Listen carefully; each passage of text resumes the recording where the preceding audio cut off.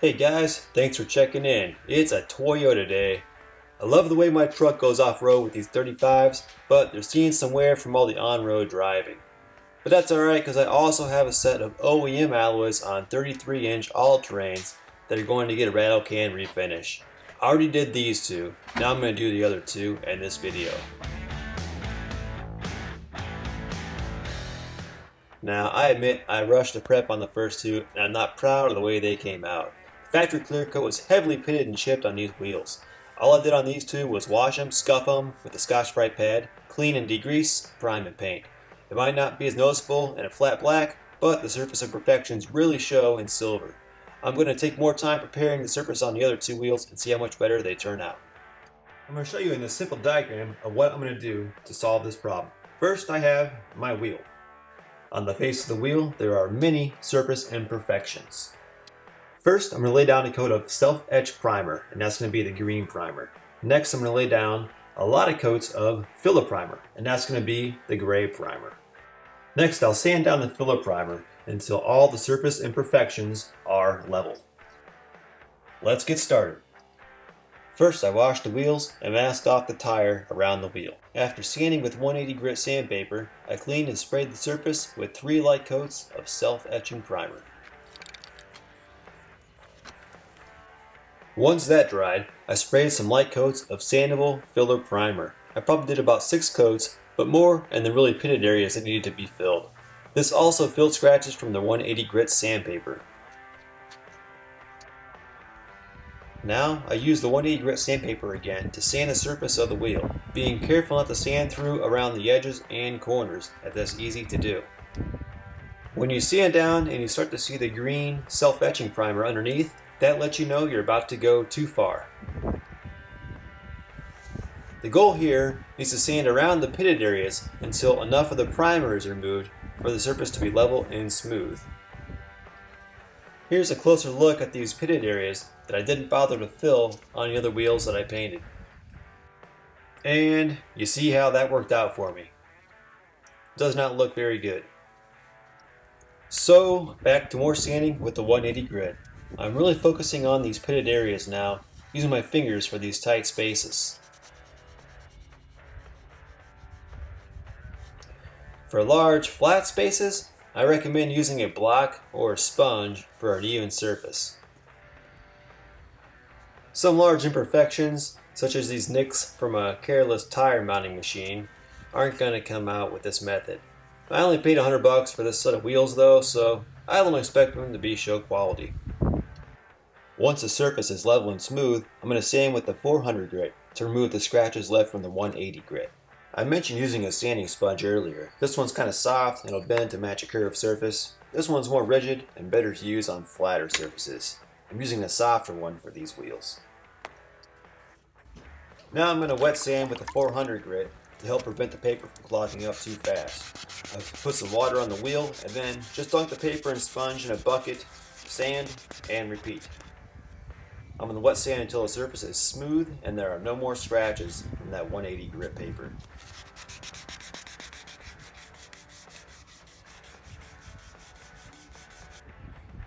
Alright, I'm happy with the surface of this wheel, so I'm going to roll it over to the hose and spray it off.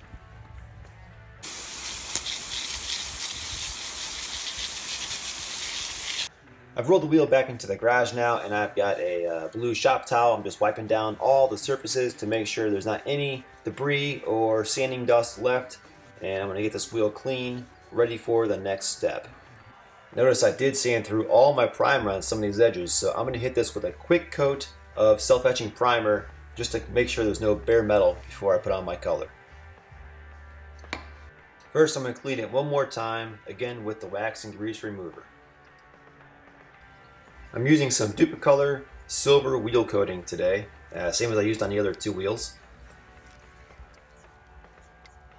Now when you're spraying this, you don't want to do a heavy coat at first. You want to stick to real light coats. But what I like to do is focus on the inset areas first, the hard to reach places, because usually when you're trying to get those hard to reach places, you're going to overspray and get some paint on the easy surfaces as well. I find that if I do the easy surfaces first and then go back and try and get into those little tight spaces, I am getting too much paint on the easy surfaces, which can turn into a run.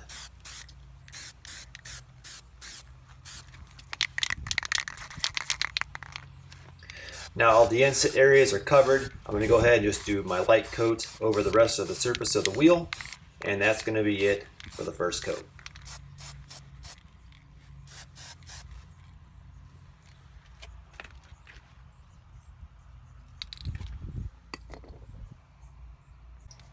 Alright, I let the first coat dry for 10 minutes per the directions on the can, and now I'm going to do the same thing with the second coat. I'm starting off on all the difficult, hard to reach inset areas first and getting those covered, and then I'm going to go ahead and do the overall surface with another coat.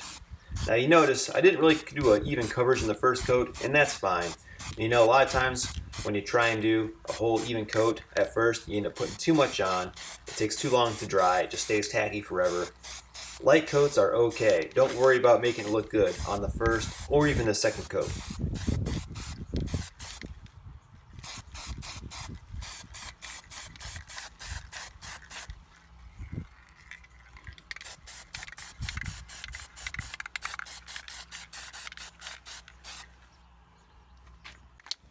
It's been 10 minutes since my last coat, and now I'm going to do the third and final coat. And this is going to be what they call a wet coat, which is a little bit heavier.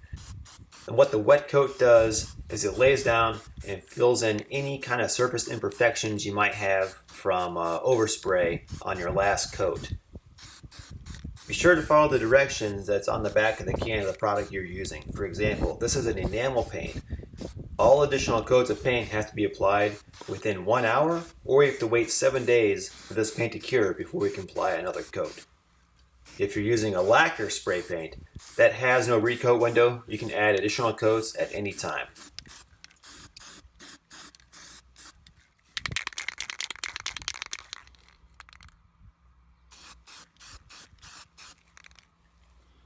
So far, I've painted all my hard to reach inset areas. Now I'm going over the entire surface of the wheel with my wet coat.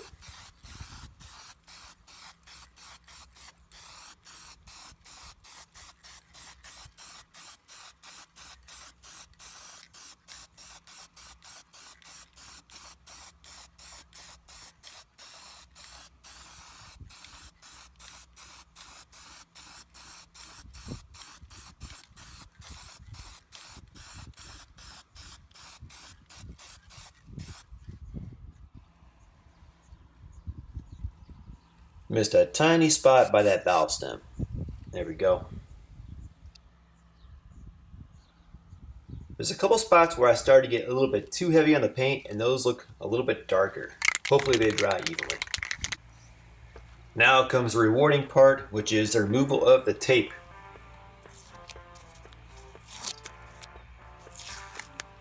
Okay, I clearly did not mask out far enough to protect my tire from overspray. That's not too big of a deal though, because I have a product that will easily wipe off the paint from the tire.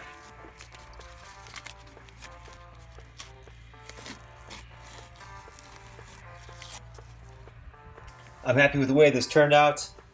It's got a nice shine to it. It's pretty even. Let's go compare it to the other wheels. So this one is the worst of the original two that I did here. You can see it's got all kinds of pits and scratches that really showed through with the silver paint. And here's the other one that I already did. It's not as bad, but it still does not look good. You can see all the imperfections. And that's the result of painting over an irregular surface with such a high metallic paint. Now, here is the wheel that I smoothed first. You can see I didn't get them all. There's a couple there in the very edge. See this one over here. Man, if it weren't for those marks from the tire machine, this would be a really nice wheel. I guess if I wanted to, I could have used some body filler to fill those in.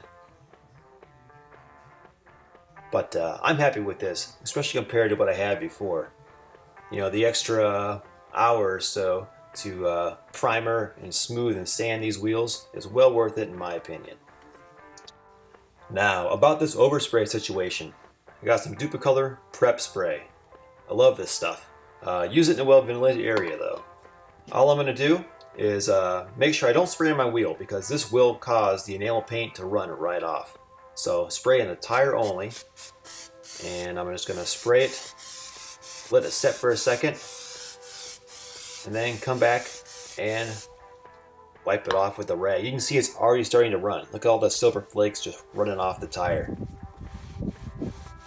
And not only does it take off the paint, it actually cleans the tire up really nice. These letters have not been white in a long time. That's going to be it for today. Sometimes a little bit of extra time in the prep of the surface will result in a much better final product. Not including the dry time, I have maybe about an hour into each of these 2 wheels that I did today.